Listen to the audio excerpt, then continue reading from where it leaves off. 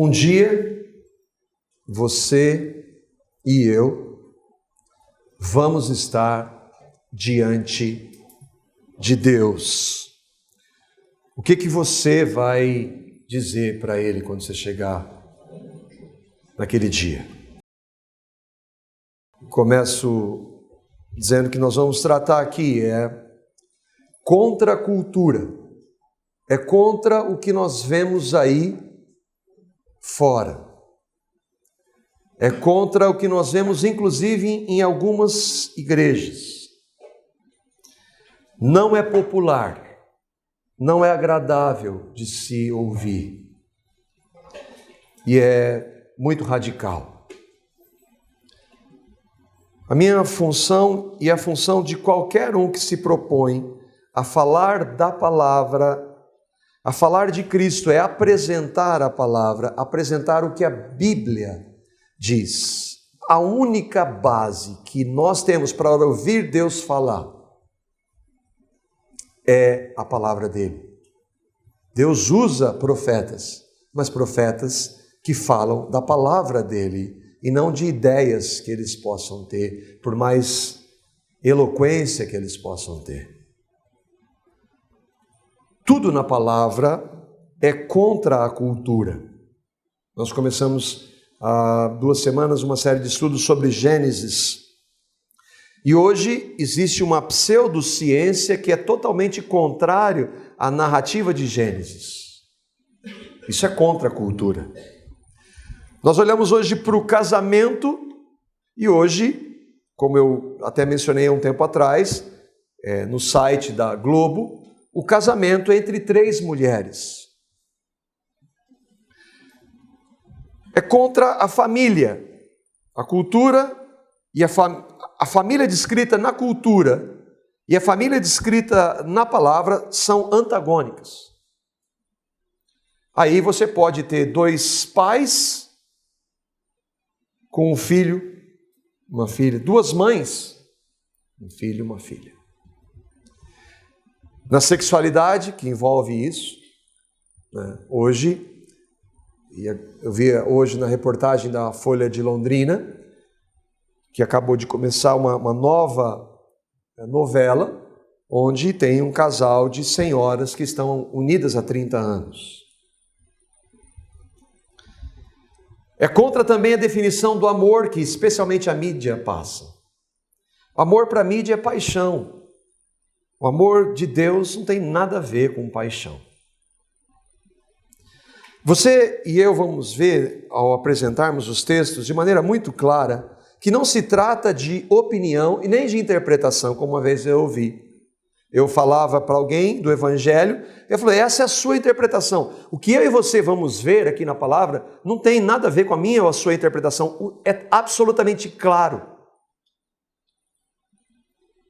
É claro que você pode não aceitar, você pode não concordar, você pode ficar bravo, você pode menosprezar, você pode ignorar, ridicularizar, mas você não vai poder dizer que não entendeu o que nós vamos tratar aqui.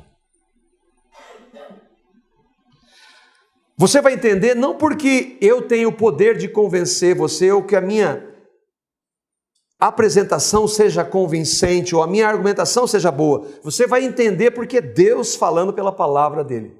Você pode rejeitar, você pode não aceitar, você pode se irritar, mas você não pode dizer que não entendeu. Isso não é nenhuma ameaça. Mesmo porque eu não tenho poder de ameaçar ninguém.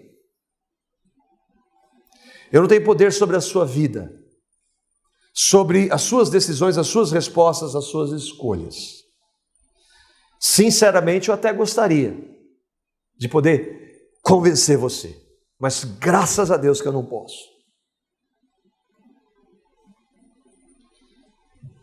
Ainda assim, como eu sou, exatamente como você, cada um de vocês, pois eu e você temos exatamente a mesma origem, eu acredito que pode haver uma mudança, uma transformação na sua vida, porque houve na minha. E a nossa origem, a minha e a sua origem, não são boas. Nós não buscamos a Deus naturalmente. Deus tem que realizar uma intervenção. E Ele fez isso na minha vida. E na vida de alguns aqui, eu creio. Eu espero que Ele faça na sua. Essa é a nossa introdução. E eu queria ler, nós vamos projetar os textos. 1 Coríntios, capítulo 6, versículos 9 a 10. É o primeiro. Recentemente, bastante recente, eu tratei desse texto. E que ele diz assim: vocês não sabem que os perversos não herdarão o reino de Deus?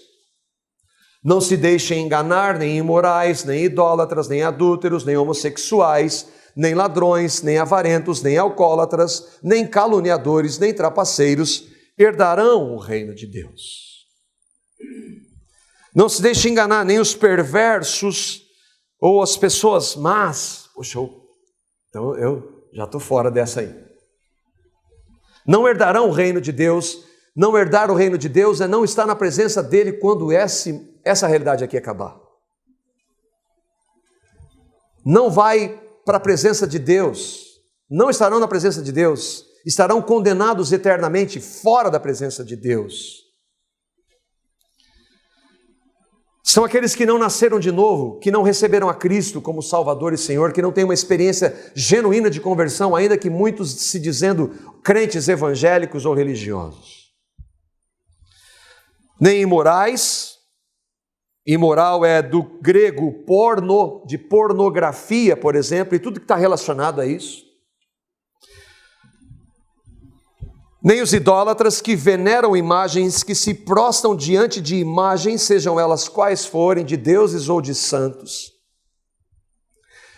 Nem adúlteros, bem entendido, não em atos, mas Jesus disse que aquele que olha para uma mulher com intenção impura, ele cometeu adultério. Então eu e você como homens sabemos do que isso significa, e as mulheres também sabem. Nem adúlteros, nem homossexuais, algo que, como eu acabei de dizer, na cultura, e hoje nós somos taxados de ignorantes, quando você diz que isso é pecado. Nem homossexuais, nem ladrões, nem avarentos, que amam o dinheiro, amam o ter, desejam ter, vivem para ter, nem alcoólatras, que se embriagam, nem caluniadores, nem trapaceiros. Trapaceiros não são esses aí que no nosso caso foram pegos pelo GAECO. Trapaceiros em qualquer nível, inclusive naquele que você acha que ele é pequeno, é trapaceiro do mesmo jeito. O segundo texto é Apocalipse, capítulo 21, 8, que diz assim: mas os covardes, os incrédulos, os depravados, os assassinos, os que cometem imoralidade sexual, os que praticam feitiçaria, os idólatras e todos os mentirosos, está em negrito, em azul, para eu e você saber que se você escapou até agora, desse não tem jeito, o lugar deles será no lago de fogo que arde com enxofre. Esta é a segunda morte. Estes são aqueles que não herdarão o reino de Deus.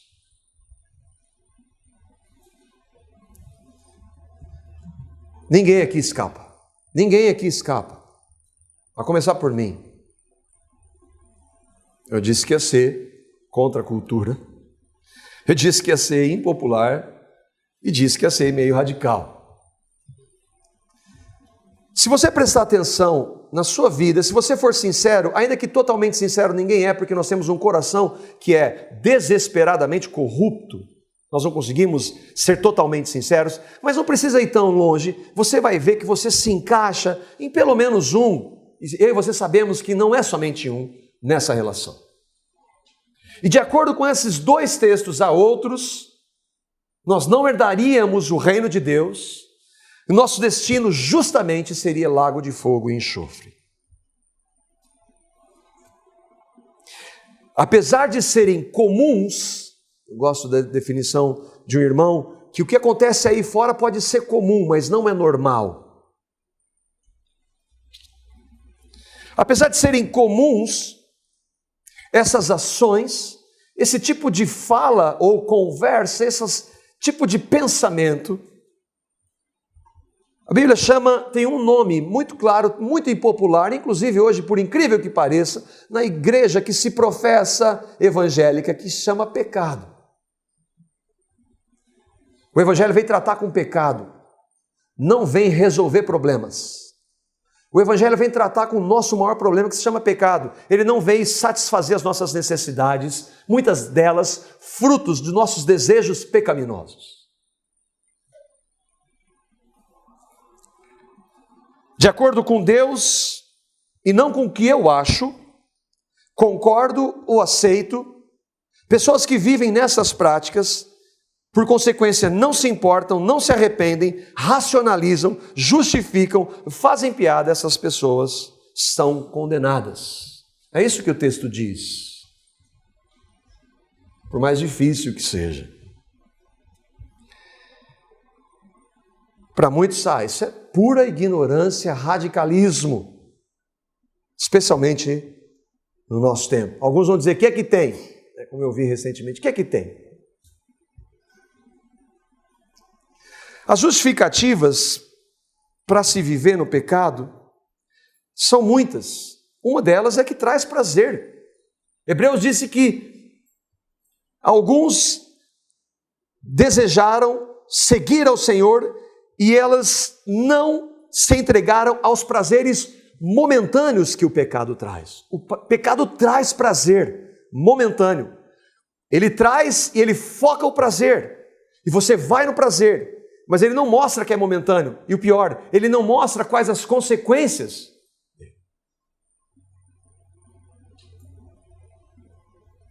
Deus odeia o pecado. Deus abomina o pecado. Outra verdade é que essas definições, essas práticas são contrárias ao que Deus diz. E a gente poderia pensar que são o que a lei de Deus diz, os mandamentos de Deus dizem. Por exemplo, não darás falso testemunho, não minta, não adulterarás, não roubarás, não matarás. São mandamentos que Deus deu. Por que Ele deu? Porque era o melhor para nós. Porque era o melhor para nós. Romanos 7,12 diz o que a lei de Deus é. De fato, a lei é santa e o mandamento é santo, justo e bom. Quando Deus diz não mate, é melhor para nós não fazermos. Quando diz Deus não roube, não minta, não adultere, é melhor para nós. A lei de Deus é algo bom para nós, e se todos a obedecêssemos, nós não teríamos os problemas que nós temos. Agora, tem gente que vai dizer que não é assim, e não é bem assim. Mas aí nós vamos observar na fala e comparar na prática. E quando nós observamos imorais, mentirosos, adúlteros, ou ladrões, ou trapaceiros, fazendo isso, eles vão dizer que o que tem? Desde que não se façam comigo. Porque não, aí o meu valor, o meu parâmetro muda. Isso mostra que o melhor é não fazer. A lei de Deus diz, o Senhor Jesus, Ele resumiu a lei dizendo, não faça para o outro o que Ele não quer que você faça para você. O problema é que ninguém tem capacidade para obedecer mandamentos. Absolutamente ninguém, a Bíblia diz, vai ser justificado diante de Deus por fazer o que a lei manda. Porque a lei tem um outro papel, ela é boa, santa e agradável, mas ela tem um outro papel, mostrar quem somos. A lei está lá para dizer para mim e para você que eu e você não podemos obedecê-la. Não temos condição de obedecê-la. Não temos natureza para isso. E nesse estado de pecado que eu e você nascemos, nós estamos separados de Deus. Isaías diz isso, capítulo 59, os versículos 1 a 2, diz que, vejam, o braço do Senhor, ele não está tão curto que não possa salvar. O seu ouvido, o ouvido do Senhor, o ouvido de Deus, tão surdo que não possa ouvir. Mas tem um mais aí. O problema não está nele, o problema não está na lei dele, mas as suas maldades separam vocês do seu Deus. Vocês quem? Todo ser humano que já pisou sobre a face da terra. Os seus pecados, os meus e os seus pecados, nos escondem de Deus. Esconderam de vocês o rosto dele, e por isso ele não os ouvirá. Deus não ouve pecadores, a não ser que algo aconteça com pecadores. Nosso estado é de pecado. Deus não tem relacionamento com pecado nenhum. Deus não conhece pecadores.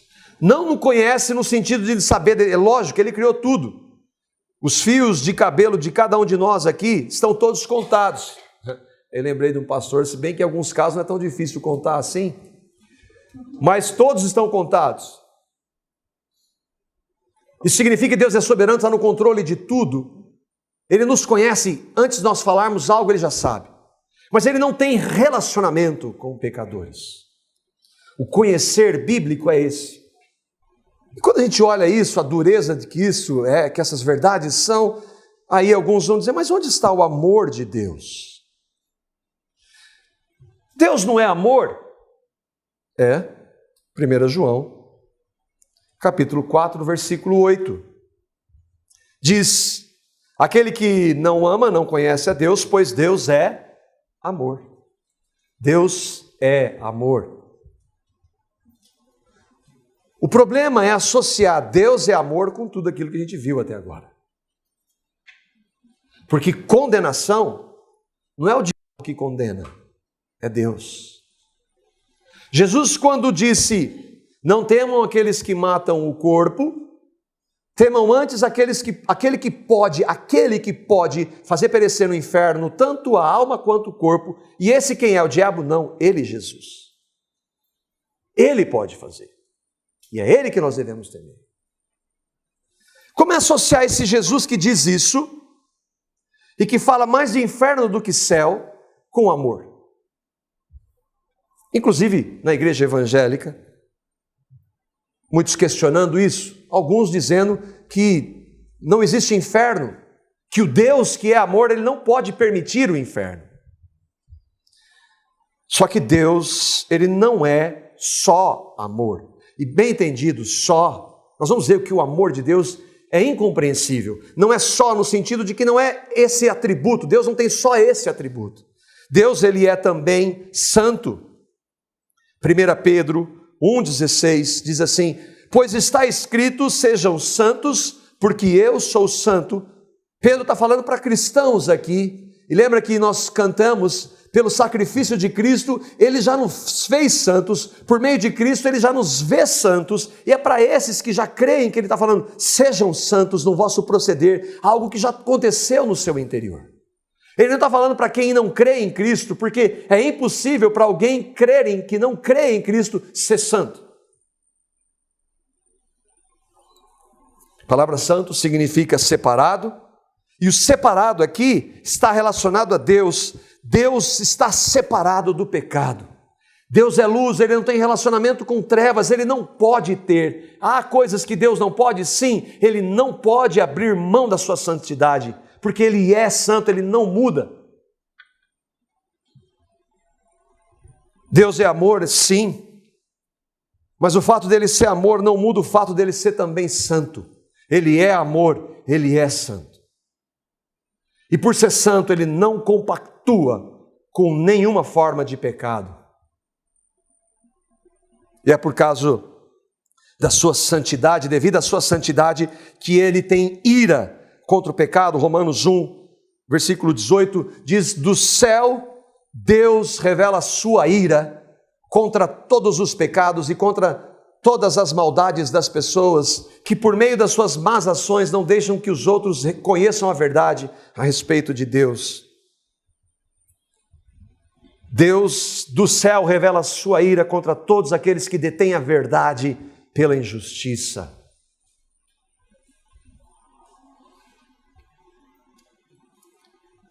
Entende como o amor de Deus não anula a sua santidade?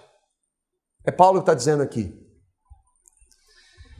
Deus não muda, nele não há sequer uma sombra de variação.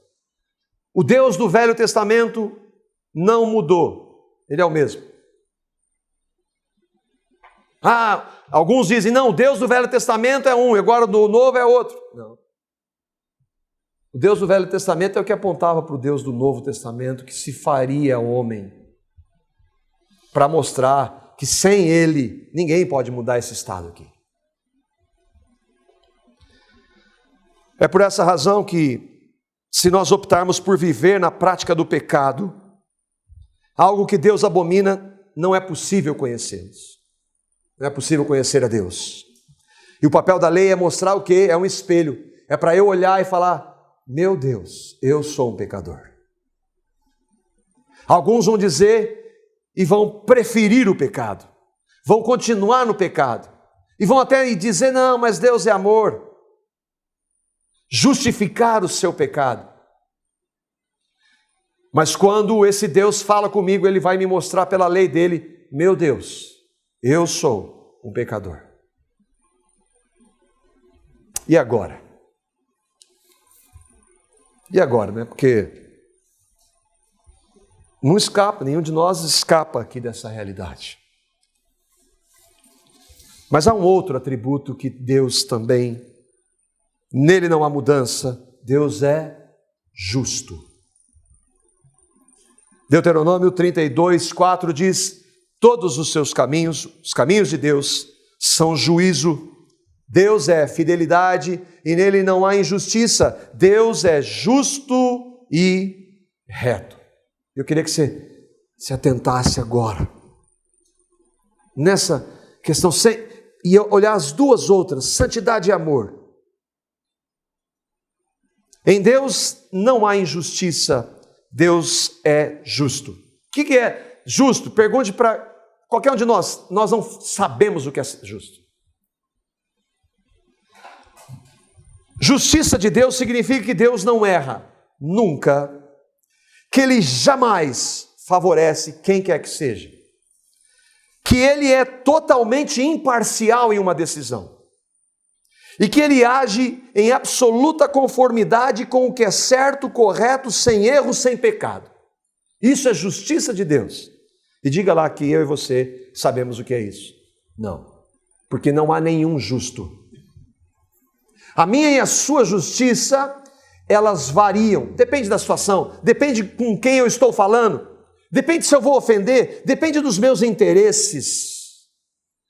As nossas justiças para Deus, elas são tão sujas que Ele as compara a trapos de imundícia, algo que não dá nem para pronunciar.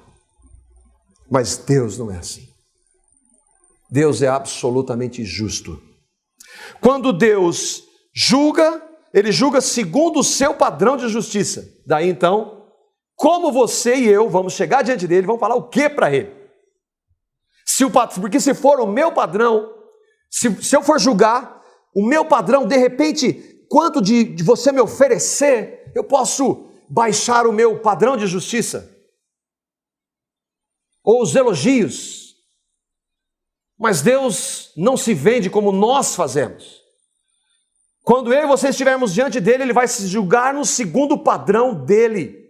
E aí eu e você sabemos que não tem justificativa para nós. Quando Deus julga, Ele julga segundo o seu padrão de justiça. Porque Deus é santo, justo e não muda, Ele tem que punir os pecadores e o pecado. Porque Ele é santo e justo, Ele não pode ignorar o nosso pecado. Ele não pode dizer, deixa para lá. Deus não pode fazer isso. Um dia Ele vai fazer isso julgar. De onde você tirou? Ué, como é que nós vamos estar diante de Deus? Apocalipse, capítulo 20, versículos 11 a 15. Presta atenção que você está nessa lista aqui. Depois eu vi um grande trono branco, e aquele, um E maiúsculo, aquele é Jesus, que nele estava sentado no grande trono branco. A terra e o céu fugiram da sua presença, e não se encontrou lugar para eles. Vi também os mortos, grandes e pequenos, de pé diante do trono, e livros foram abertos. Os mortos O texto diz que os mortos não estão mais mortos, eles estão em pé. Quantos mortos? Quais mortos? Todo ser humano que já pisou sobre a face da terra. Outro livro foi aberto, o livro da vida. Foram abertos livros e outro livro, o livro da vida. Os mortos foram julgados de acordo com o que tinham feito, segundo o que estava registrado nos livros. Portanto, morto não tem que ser julgado de nada. Esses mortos estão vivos diante de Jesus e vão ser julgados de acordo com o que estava registrado nos livros. O mar entregou os mortos que nele havia, a morte e o Hades, o lugar dos mortos, entregaram os mortos que neles havia. Isso significa que todo mundo vai estar lá, não importa como tenha morrido, quanto tempo tenha morrido. E cada ser humano foi julgado de acordo com o que tinha feito. O que entra aqui? A justiça de Deus e a minha e a sua argumentação diante desse Deus que é justo. E que tudo que eu e você fizemos, dissemos ou pensamos de pecado, está lá registrado. Então a morte e o Hades foram lançados no lago de fogo. O lago de fogo é a segunda morte. Se o nome de alguém não foi encontrado no livro da vida, esse foi lançado no lago de fogo. Opa! Graças a Deus parece que há uma alternativa nesse juízo. O livro da vida.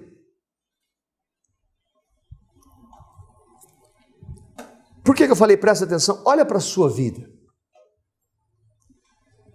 Quem dentre nós pode chegar diante de Deus e dizer, meu Deus, eu posso estar diante do Senhor pela minha vida, pelo que eu fiz?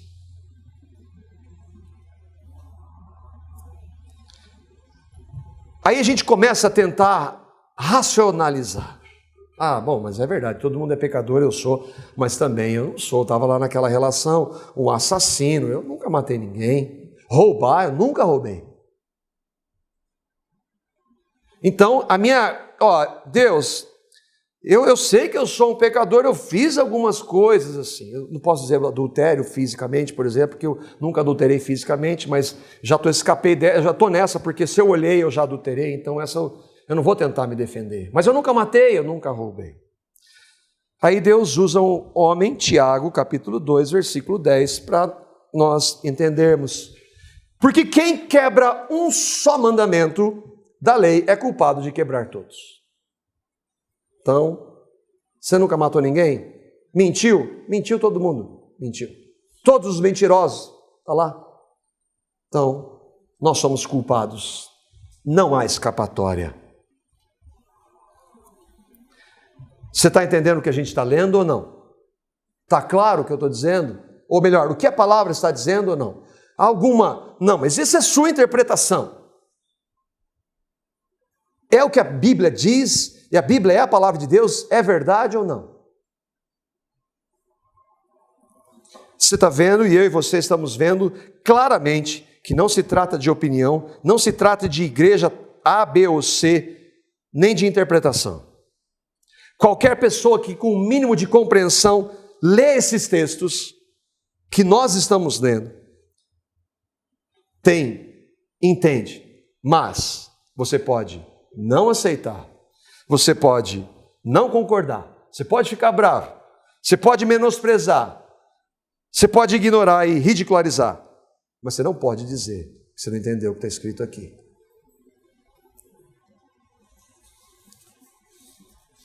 E agora? E agora? Agora, a partir de agora, eu vou parar de fazer o que eu faço. De hoje em diante, tomei uma decisão aqui, nunca mais vou mentir, nunca mais vou olhar com uma intenção impura, nunca mais vou trapacear, nunca mais, e eu, não adianta, porque eu e você já nascemos em pecado e todos os pecados que nós cometemos já nos dão com toda justiça o inferno como destino. E mesmo que eu e você tentarmos, talvez você já tenha tentado algumas vezes, eu muitas vezes tentei, porque eu sabia que isso era pecado e meu Deus, e agora? Eu vou chegar diante de Deus, eu tento, mas eu não consigo, o que eu quero fazer eu não faço, o que eu não quero eu faço. Eu não consigo. Mesmo que conseguisse, ninguém consegue. Mesmo que conseguisse, não dá, porque nós nascemos em pecado, somos pecadores em atos, palavras e pensamentos. Participar da religião, da comunidade cristã de Londrina, agora vai ficar bom. Misericórdia. Religião é o homem fazendo para chegar diante de Deus, e qualquer religião, usando o nome evangélico inclusive, jogue fora. Religião não transforma ninguém, regras não transformam ninguém. Nada disso muda o nosso estado. Deus não nos aceitará conforme os nossos atos de justiça. Mas lembra quando perguntaram, mas Deus não é amor? E nós lemos, Deus é amor. Deus é santo, justo e é amor. Quem Ele ama? Quem Ele ama? Romanos capítulo 5, versículo 8. Mas Deus. Irmãos, pense no que a gente acabou de tratar, tudo que eu e você somos. Nós somos pecadores. Se nós morrêssemos hoje e se Deus não nos tivesse amado, nós iríamos com absoluta justiça para o inferno. Mas Deus,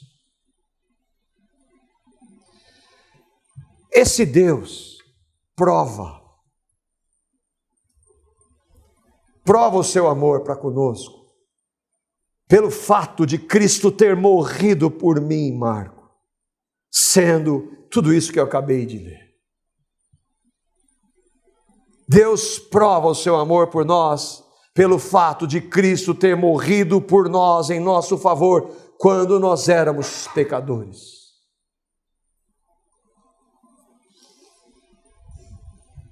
Deus é amor, mas Ele também é santo, justo e tem ira contra o pecado. Deus não pode deixar o pecado para lá. Por ser santo e justo, Ele precisa punir o pecado.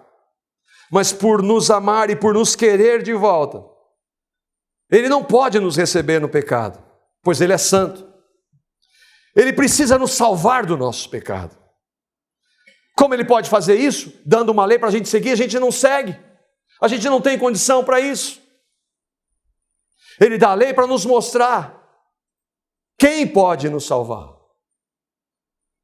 E Ele faz isso de uma única maneira.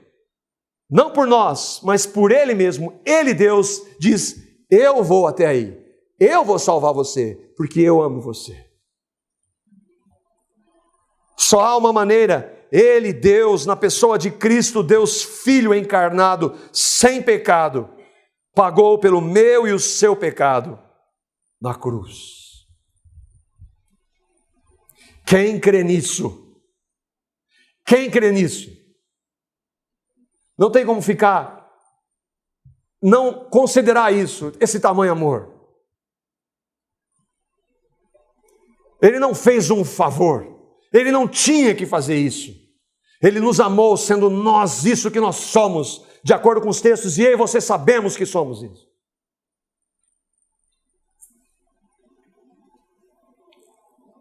Deus nos amou.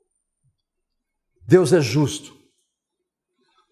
Deus precisava manifestar a sua justiça. E como ele fez? Você não pode vir a mim a partir dos seus méritos.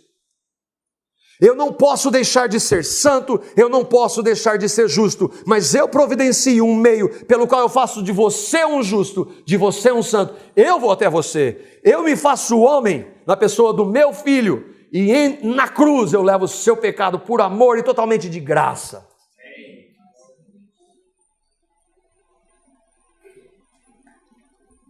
Não tem como não ser movido por essa verdade.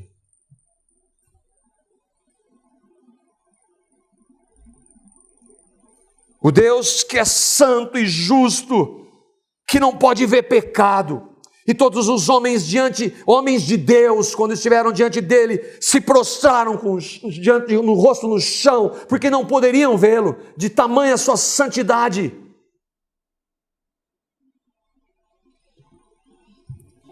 Creram e entenderam o Evangelho, receberam a Cristo. A única forma que nós podemos ser aceitos por Ele.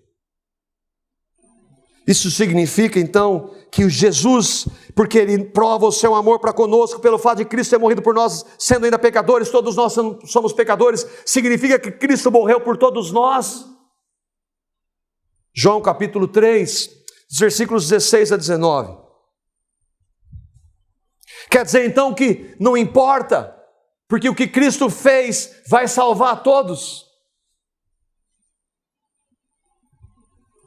João 3, 16 a 19, diz, porque Deus amou tanto o mundo, que deu o seu Filho unigênito Jesus. Deus amou pecadores, que deu o seu Filho, Cristo morreu por nós, sendo nós pecadores, para que todo aquele que nele crê não pereça, mas tenha a vida eterna. Deus deu o seu Filho ao mundo, a todos os pecadores.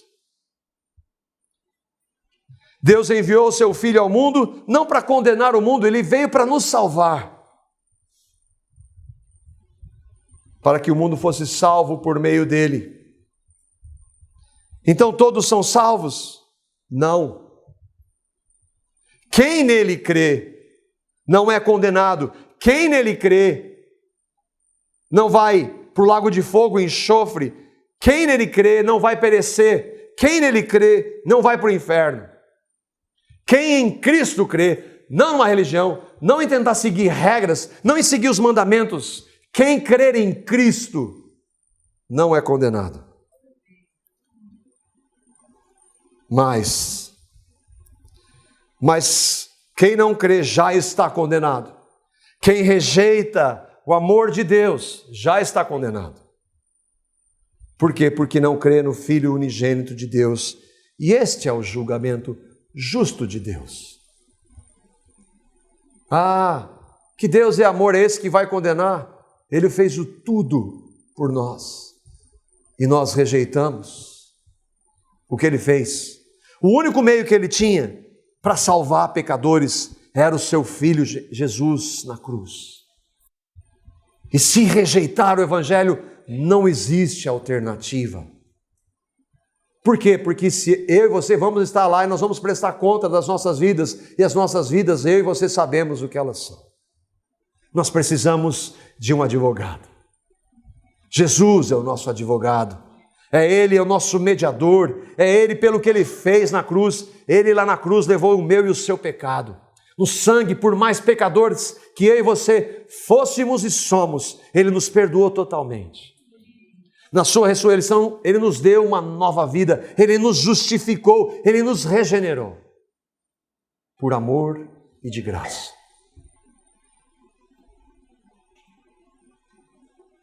Por que pessoas rejeitam esse amor?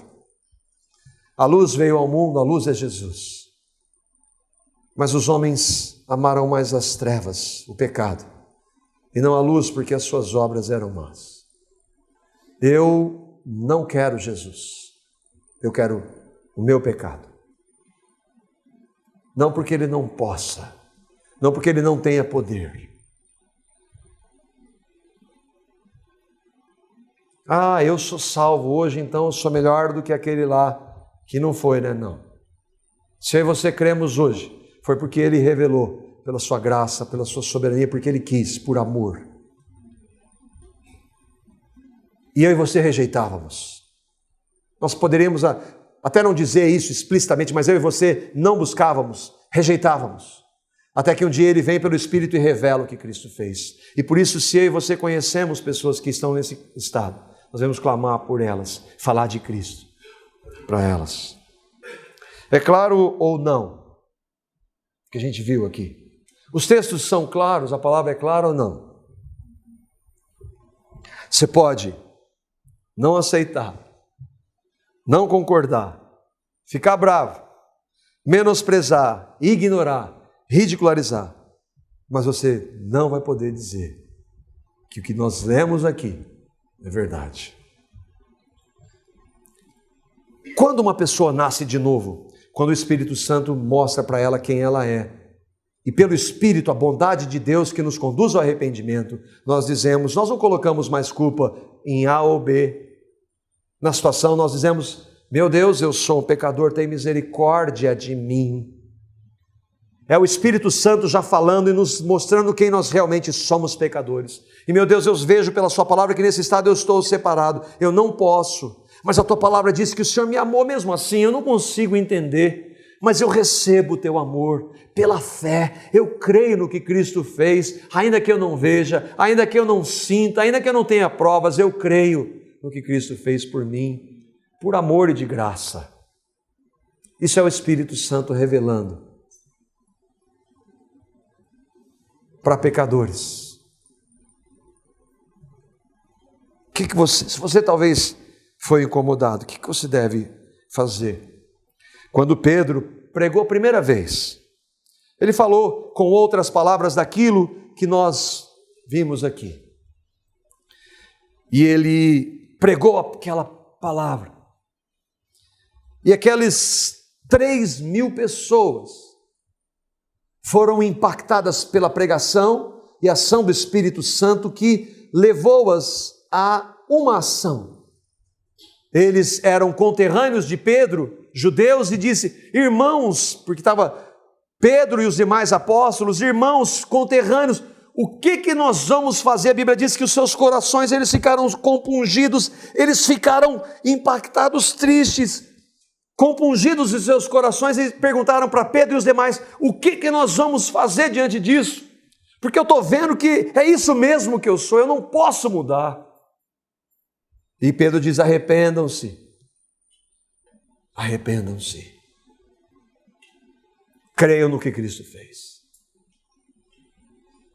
Muitas daquelas pessoas estavam lá escolhendo Barrabás, ao invés de Cristo. Pecado esse, levar o Deus encarnado para a cruz. Eles escolheram um ladrão, mas eles se arrependeram. Isso é amor, isso é graça. Deus os perdoou em Cristo. Então o meu e o seu pecado, por mais graves que eles sejam, já foram levados totalmente na cruz em Cristo. E se nós o recebermos e nos arrependermos, Ele nos salva, nos dá uma nova vida. E naquele dia, quando eu e você estivermos diante dele, e aí, Marco? Ah, pai, o senhor sabe tudo. O senhor sabe que eu sou um pecador. Mas o senhor me amou. Por mim que não queria, não buscava. O senhor me amou, eu não consigo entender, pai. E enviou o seu filho para morrer, aquela morte que era minha, por amor, e me deu uma nova vida. E hoje, pelos méritos de Cristo, pela justiça de Cristo, eu posso chegar na tua presença. Eu sei que eu fui um pecador, mas eu já fui perdoado em Cristo. Totalmente perdoado.